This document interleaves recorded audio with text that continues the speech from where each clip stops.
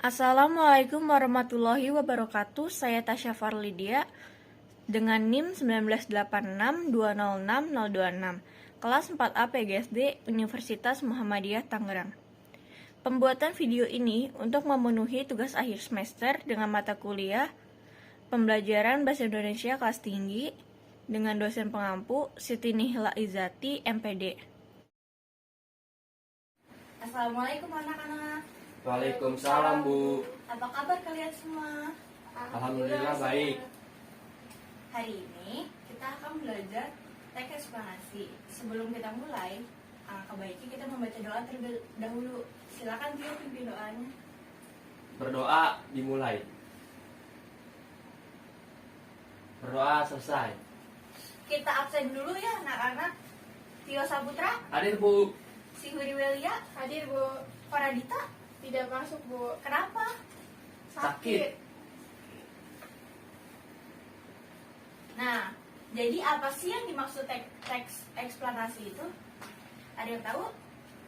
Tidak, Bu.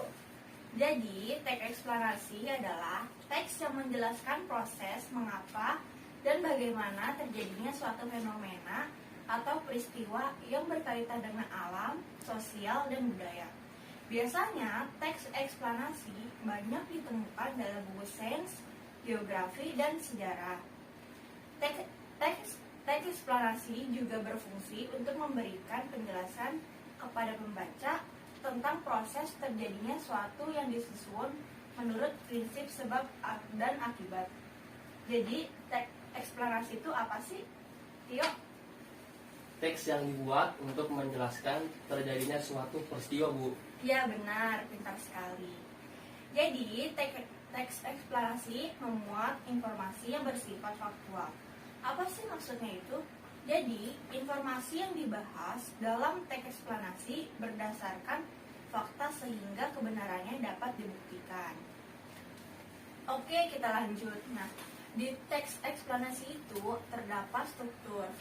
Strukturnya itu ada pernyataan umum, yang berarti itu topik masalah, deretan penjelas itu yang berarti isi, interpretasi itu yang berarti penutup. Pernyataan umum itu pengenalan atau penjelasan singkat tentang suatu topik atau peristiwa yang akan dibahas. Deretan penjelas adalah informasi mengenal sebab dan akibat suatu peristiwa atau fenomena dan menjelaskan suatu peristiwa secara berurutan dari awal hingga akhir. Interpretasi itu mendapat atau kesimpulan penulis tentang hal yang telah disampaikan. Nah, di sini Ibu mempunyai teks. Kalian bisa menyimak ya.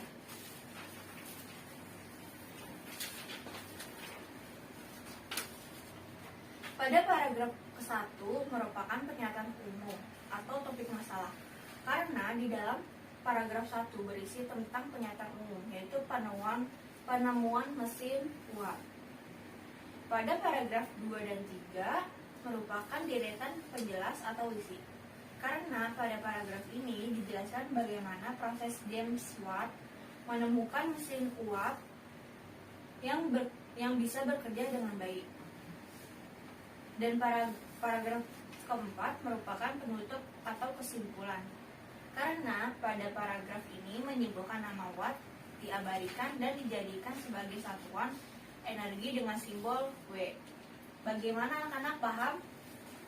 Paham, Bu. Lanjut ya anak-anak.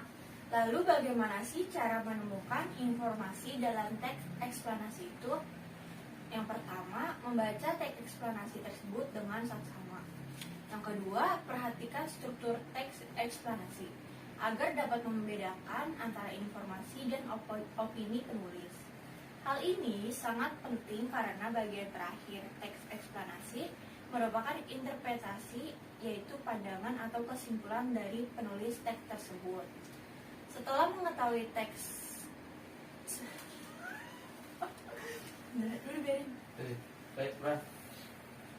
Setelah mengetahui cara menemukan informasi, lalu bagaimana sih cara menyampaikan informasi dalam teks eksplanasi? Di sini ada dua cara. Yang pertama secara lisan, yang kedua berupa tulisan. Tetapi ada yang harus diperhatikan dalam menyampaikan informasi. Tetapi ada yang harus diperhatikan dalam menyampaikan informasi secara lisan loh. Apa saja sih yang harus diperhatikan? Yang pertama, sampaikan informasi tersebut dengan suara nyaring. Yang kedua, gunakan intonasi dan ekspresi yang sesuai dengan isi informasi yang hendak disampaikan. Yang ketiga, ucapkan setiap kata dengan artikulasi yang tepat agar mudah dipahami. Yang keempat, saat menyampaikan informasi, pandangan mata ke arah pendengar atau audiens. Seperti itu anak-anak. Sekarang Ibu punya video, kalian simak baik-baik. Setelah videonya habis, Ibu akan bertanya kepada kalian mengenai video yang telah kalian simak. Thomas Alva Edison, sang penemu bola lampu. Pernahkah terbayang olehmu hidup tanpa penerangan? Setelah matahari terbenam, tentu akan sulit melakukan kegiatan di luar rumah karena lingkungan yang gelap gulita. Kegiatan di dalam rumah mungkin juga terbatas. Kita patut mensyukuri salah satu penemuan besar yang mengubah dunia, penemuan bola lampu pijar oleh Thomas Alva Edison.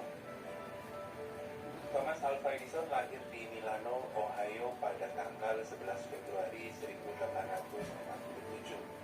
Ia tidak pernah menyelesaikan pendidikan resmi di sekolah. Ia hanya sempat bersekolah selama 3 bulan. Edison diajar oleh ibunya di rumah. Walaupun tidak mengikuti pendidikan formal, terlihat Edison memiliki rasa ingin tahu yang sangat tinggi. Di usia 11 tahun, Edison sudah dapat membuat telegraf sederhana.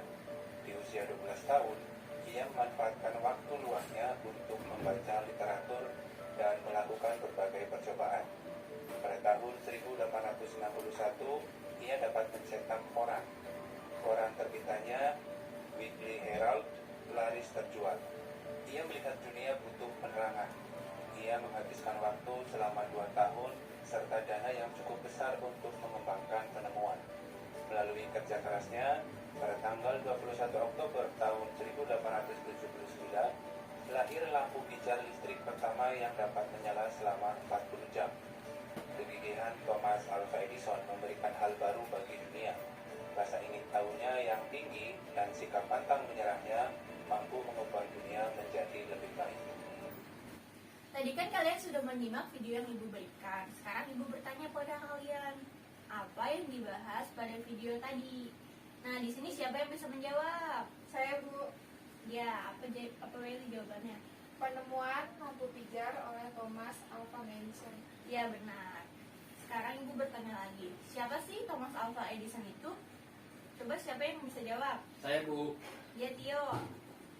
Thomas Alva Edison, penemu bola lampu pijar yang lahir di Milan, Ohio pada tanggal 11 Februari 1847. Ya, sekarang Ibu bertanya lagi ya. Bagaimana Thomas Alva Edison menemukan bola lampu pijar? Saya Bu. Ya, Untuk menemukan bola lampu pijar, ia menghabiskan waktu selama 2 tahun. ya benar.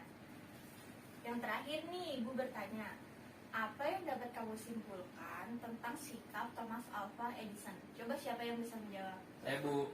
Ya, Tio. Pantang menyerah dan seorang yang gigih. Dia seorang penemu yang telah mengubah dunia menjadi jauh lebih baik dengan penemuannya. Ya, benar sekali. Jadi, kesimpulan pada video tadi, Thomas Alva Edison adalah penemu bola lampu pijar yang lahir di Milan, Ohio pada tanggal 11 Februari 1847. Dalam menemukan bola lampu pijar, ia menghabiskan waktu selama 2 tahun. Ia merupakan seseorang yang pantang menyerah dan orang yang sangat gigih. Dan ia orang penemu yang telah mengubah dunia menjadi lebih baik. Ya, Bu.